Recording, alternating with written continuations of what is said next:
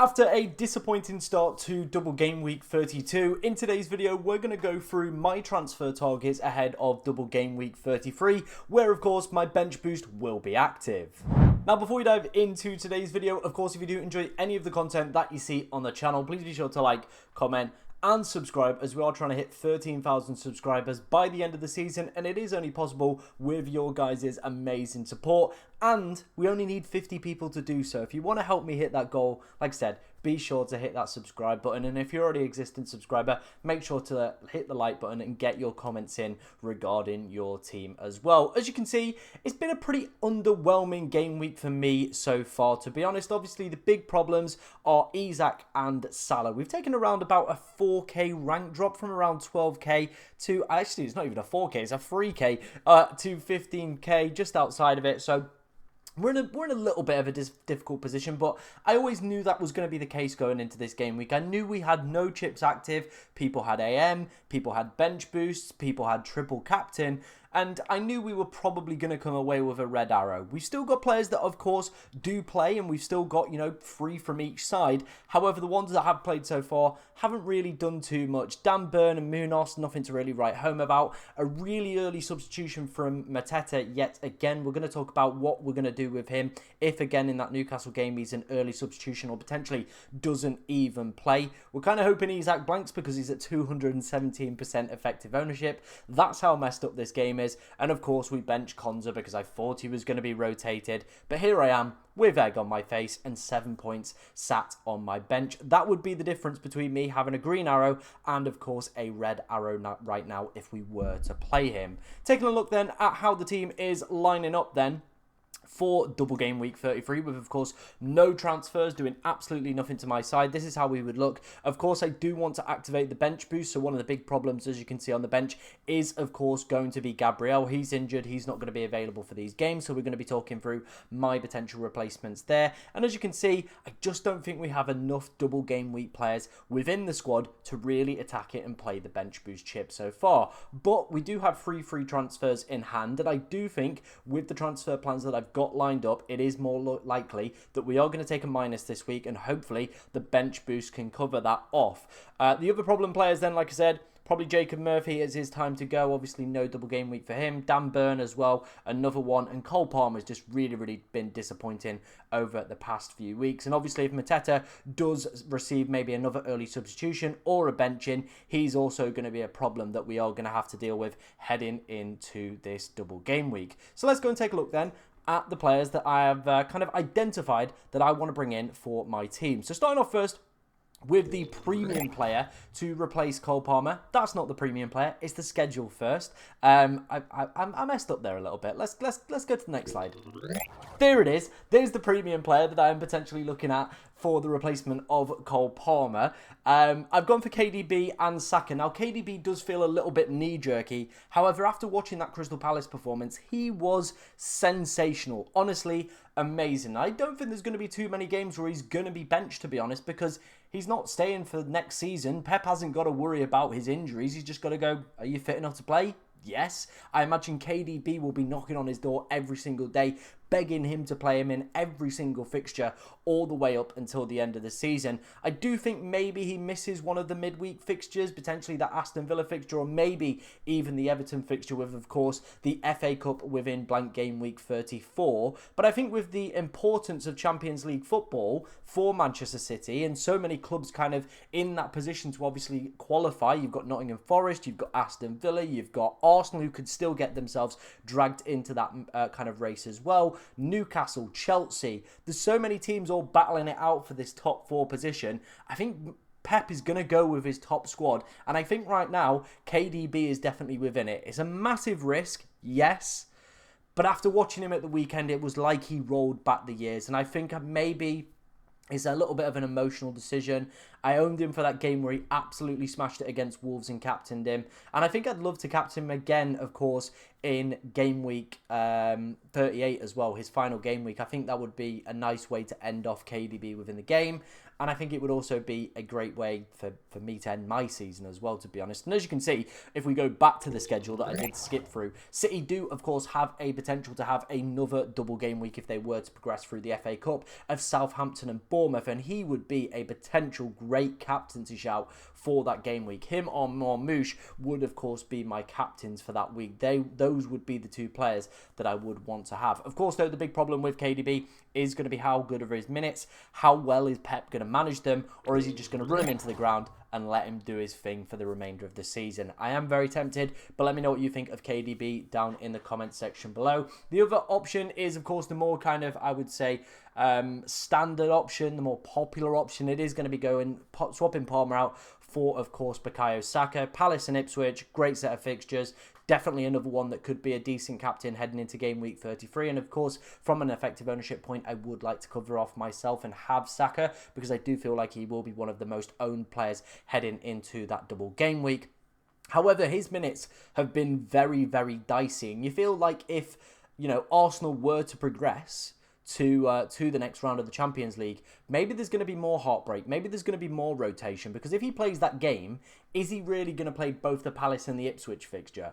Probably not. They're probably comfortably sat in second place, in my opinion. I don't think they're going to catch Liverpool, and I don't think anybody in third or fourth is going to get close to them either. So their sole focus is going to be towards the Champions League, and Arteta has spoken about managing Bukayo Saka's minutes a little bit more effectively so he doesn't run into the ground like he did last time. And that definitely seems to be the case so far, because he's receiving benchings, he's playing the bigger games in the Champions League, where, like I said, Arsenal's sole priority is going to be. And I do feel if Arsenal do progress, I might just be tempted to bin off Saka, go for KDB, play it a little bit risky, and have a little bit of fun at the end of the season. But let me know which way you would swing on that one with my Cole Palmer replacement. I'm very interested to hear what you guys think of that potential move. In terms of the other moves then, it is going to be that Jacob Murphy replacement. We could either go for Marcus Rashford or Morgan Rogers, but I think I'm leaning more towards Morgan Rogers. I think his minutes are just so secure for me. He seems like one of the first names on Unai Emery's team sheet, and he just seems to be playing out of his skin at the moment, to be honest. He is doing absolutely exceptional, to be honest, and every kind of thing that he does turns to gold at the moment. And I think when you get a player like that, you do, of course, just have to take the opportunity. Rashford is an interesting one, though, because he is currently playing as the number 9. Him and Watkins are kind of rotating with each other, and it seems like maybe he's getting the nod a little bit ahead of Watkins at the moment. However, his minutes, if you look at them, are very, very dicey. Again, they've got Champions League football midweek, but then 2 imperative clashes for their top 4 race against Newcastle and, of course, Manchester City. So maybe it is going to be full strength, and maybe Marcus Rashford plays both. But at the same time, he's got Watkins looming on the bench, who could maybe be more suited to one of the games, and Unai Emery feels that he then potentially could play. I'm just a little bit put off by Marcus Rashford's minutes, so I do feel for this one, Morgan Rogers for me is going to be the clear option that I am going to go for, and I think that's the option that a lot of people should also go for as well. Avoid the likes of Asensio, Marlon and Rashford. I just don't think their minutes are too secure.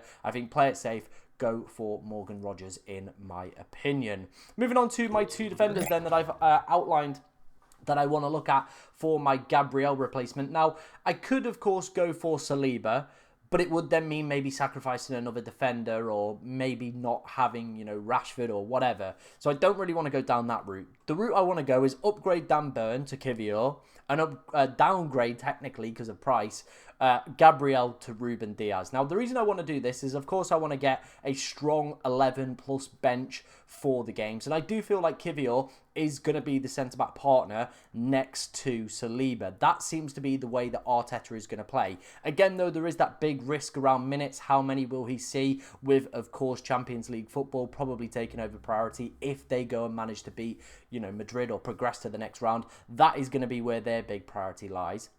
So I'm a little bit worried about that. But for 4.8 million, getting into that Arsenal defence, getting a double game week defender for that price, and after this week I can kind of just leave him on the bench, I do feel I want to take that gamble. Ruben Diaz, on the other hand, it's a good double for City.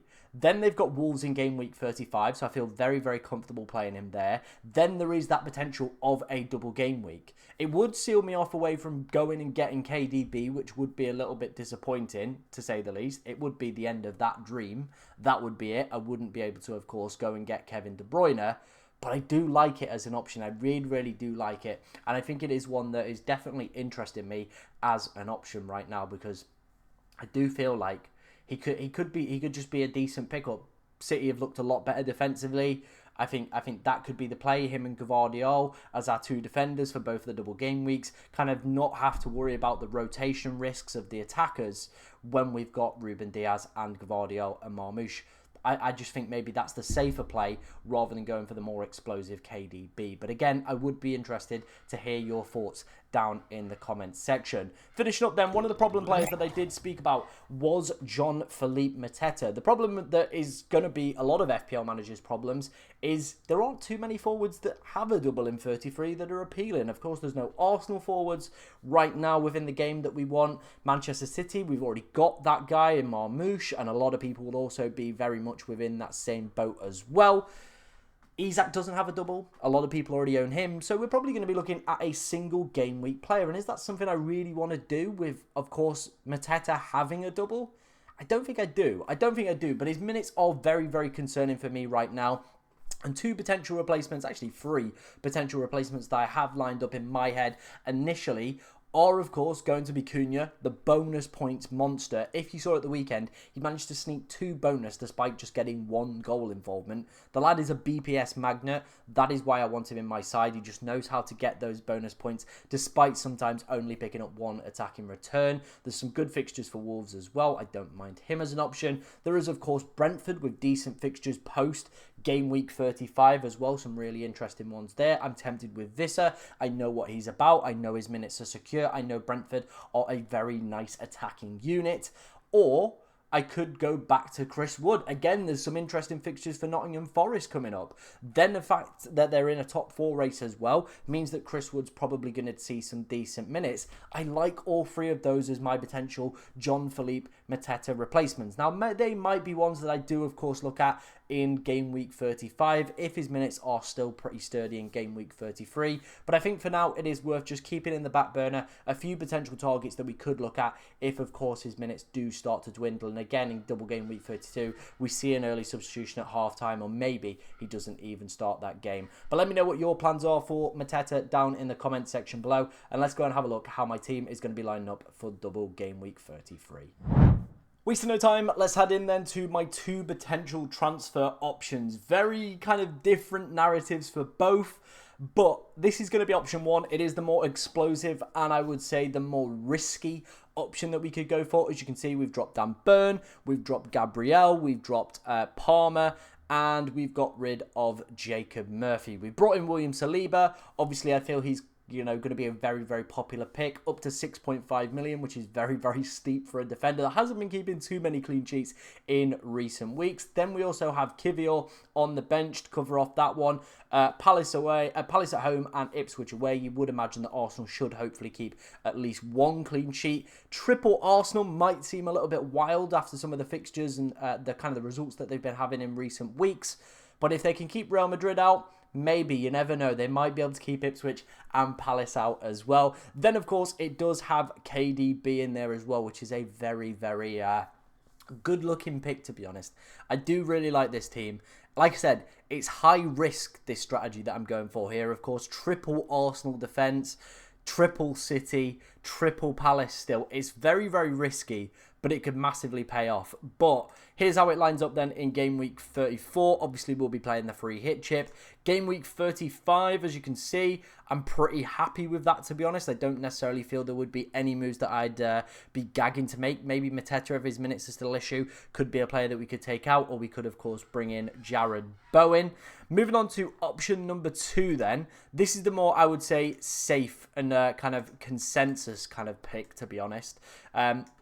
We've got Saka in there, we've got Ruben Diaz in there, and we've got Kivior, and again, obviously, Rodgers to replace Jacob Murphy. Again, looks really, really good. And, the big problem with the other team would be we wouldn't have Bukayo Saka. We'd obviously then be in a position where we would have double Manchester City defence, but it means that we wouldn't have the headache of the rotation. And again, the team would look really, really good heading into game week 35. As you can see, the team would look pretty decent across the board. I definitely could not complain with that as a side. However, the big thing that that just is swaying me is, of course, that double potential, in 36 that could, of course, happen. If you can see, if I've added the FPL fixtures here, and in 36, if City were to, of course, get that double, it could leave us in a position where we could have KDB captain or Marmoush captain with Southampton or Bournemouth. We could take as many transfers as we wanted into here free,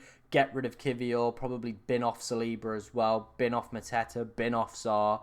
We could have a real attack at this double game week and potentially, have a little bit of fun with it as well. But obviously we're going to have to wait and see what the FA Cup results are saying, but we won't know those prior to me making these transfers anyway. So I do feel like we've got a big decision on our hand. Do we go for the more risky option 1?